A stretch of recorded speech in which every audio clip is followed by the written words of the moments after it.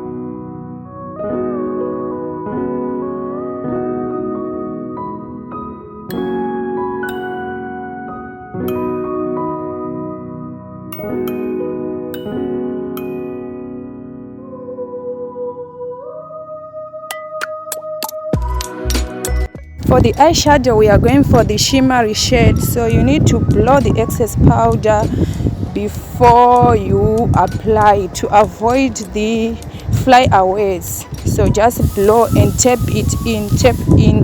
Do not drag your brush, because if you drag your brush you will mess up with the concealer that is below. So to remove the harsh line of the cut crease, you need to blend with the other color, which can be similar. You can use black or you can use the whitish. Just blend. You can tap it in, be tapping it in and overlapping it until the harsh line is gone. You just overlap the powders until the harsh line is gone, and you tap it. Do not drag your brush.